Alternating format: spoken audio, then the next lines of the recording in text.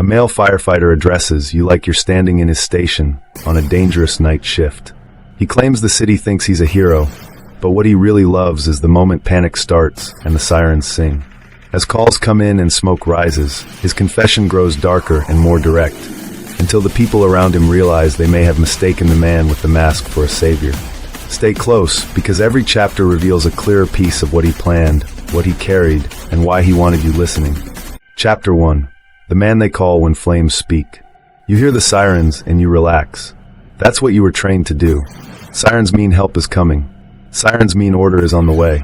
That's why you never look too hard at the man riding inside the engine. I'm that man. I wear the coat. I wear the helmet. I carry the tools. I stand in front of cameras, and I nod like I'm built from duty. People clap when I walk by. Kids ask for pictures. Grown men say, "Thank you for what you do." They thank me because they think fire is my enemy. Fire is my language. You can call it a sickness if that helps you sleep. You can call it a flaw, a disorder, a bad childhood, a broken brain. I don't care what word you use. I only care that you understand the truth. When I smell smoke, I don't feel fear. I feel awake. And tonight, you're going to hear me clearly. In this station, everything is clean on the surface. Floors scrubbed, trucks polished, hoses rolled tight like discipline. But there's another kind of order here too. A quiet rule nobody says out loud. Don't ask why some fires start the way they do. Because the city needs monsters. The city needs danger. And then the city needs someone to point at and call a hero. That's where I come in. And yes, I carry a flamethrower. Not because it's standard. Not because it's allowed. Because it's honest. It does what I want fast. It doesn't pretend. Chapter 2. The call that makes the city kneel. The radio crackles. A voice says there's smoke in an apartment building downtown. Screaming. Trapped residents. The usual words that make people pray. My crew moves like a habit. Boots on. Gear strapped. Engine roaring out into the rain. The driver keeps his eyes forward. He's a good worker. He still believes the story. He thinks we're racing the clock to save strangers. I watch the streetlights slide across my visor, and I think about how simple people are. Give them a little heat, and they turn into something honest. They beg. They push. They trample. They show you who they are. We arrive to chaos wrapped in flashing lights. Families spilling onto the sidewalk. Someone yelling that a child is still inside. A woman trying to run back through the entrance until her neighbors hold her down. And there it is, rising up the brick like a living thing. Flame in the windows, black smoke rolling out like breath. My crew grabs hoses. They rush to the door. I don't. I step aside where the crowd can see me. Because the crowd needs a center. They need a figure to focus on. If they can't control the fire, they want to believe they can at least watch the right person handle it. I lift the flamethrower just enough for them to notice. You should hear the silence that follows. Even panic has rules. Panic pauses when something worse walks in. A fellow firefighter notices, eyes wide, mouth opening to speak. I cut that off with one look. In this job, you learn when not to argue. You learn who has the coldest hands. I walk toward the entrance, not to save anyone, to decide what happens next. Fire is not just destruction. Fire is control. Chapter 3. The roof where choices burn. Inside, the stairwell is a throat full of smoke. Emergency lights blink like a weak heartbeat. People cough in the dark. They grab at walls. They stumble over each other. This is the part where heroes rush upward. This is the part where you expect mercy.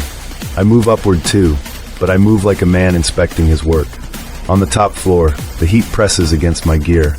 The building groans. Somewhere below, hoses thunder. My crew fights the flames they can see. They don't notice the other fire, the one that spreads through decisions. We reach the roof access. The door swings open into rain and wind. The city spreads out below, shining and wet, and the smoke drifts over it like a dirty blanket.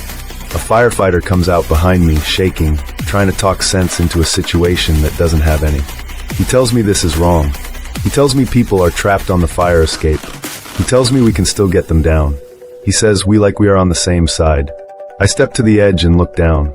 I see them clinging to metal, faces turned up, eyes wide, hands white from gripping the ladder.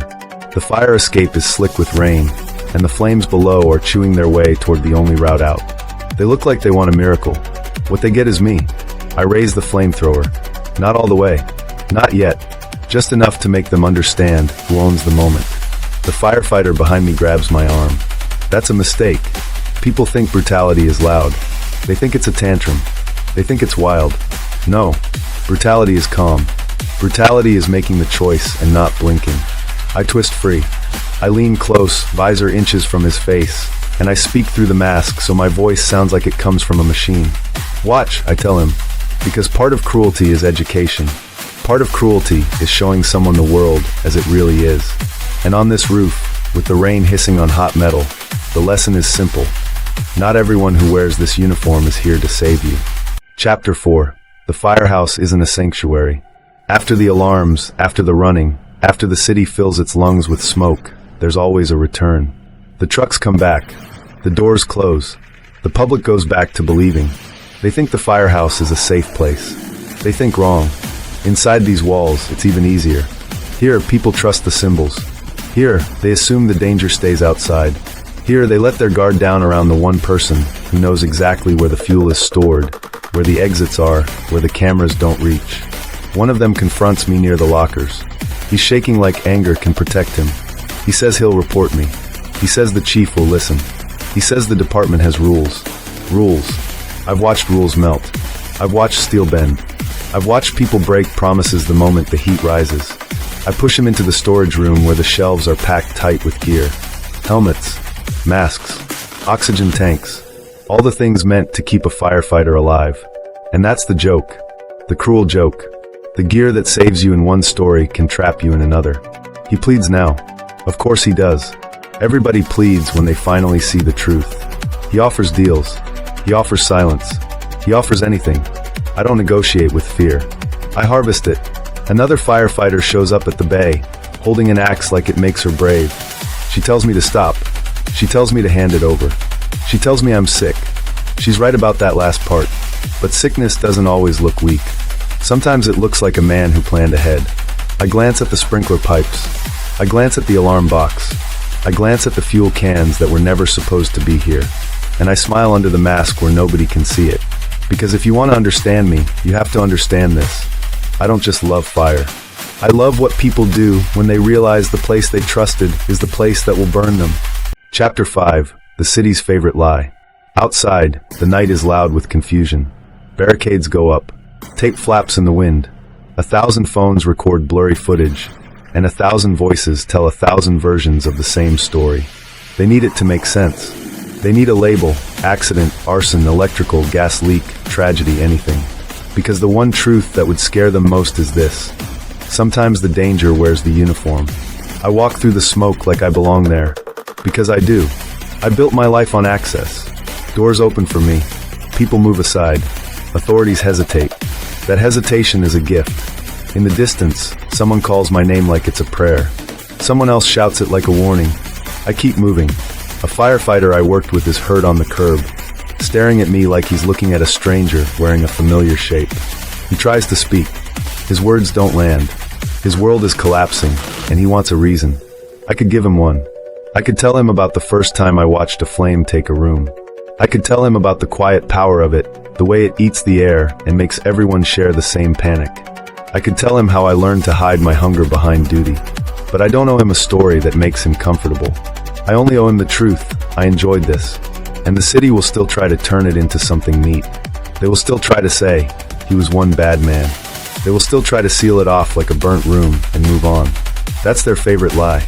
Because it means they don't have to look at the system that let me walk around with a badge, a helmet, and a weapon that breathes fire. And if you think it can't happen again, you're exactly the kind of person it happens to. Chapter 6. Listen closely, because this part is for you. Now I'm going to talk to you directly. You watching this. You safe behind a screen. You telling yourself it's just a scary speech, just a performance, just words stitched together to make your heart beat faster. That's what you want to believe, because belief is a shelter. But shelters fail. Doors splinter. Alarms ring too late. And sometimes the person you expect to protect you is the person standing in the smoke, deciding how much mercy you deserve. You think evil announces itself. It doesn't. It trains. It studies. It passes tests. It earns trust. It learns the routes, the response times, the weak spots in the city's spine. It learns where you live. I know what you're doing right now. You're measuring this. You're asking yourself how far it will go. You're waiting for a line I won't cross. because you need the world to have lines. I have news for you. Fire doesn't care about your lines. Fire doesn't care if you're good. Fire doesn't care if you're ready. And me? I care even less. So keep listening. Keep your eyes on the screen. Because the worst part isn't the flames. The worst part is the moment you realize you would have let me in. You would have thanked me for showing up. You would have stood behind me and felt safe. And if that thought makes your stomach tighten, good. That means you finally understand what the uniform is, not a promise. A disguise. If you made it to the end, don't walk away quietly. Subscribe to the channel. Turn on notifications so you don't miss the next story. Hit the like button if this speech kept you tense. Comment with the scariest moment to you. And share this video with someone who thinks the uniform always means safety.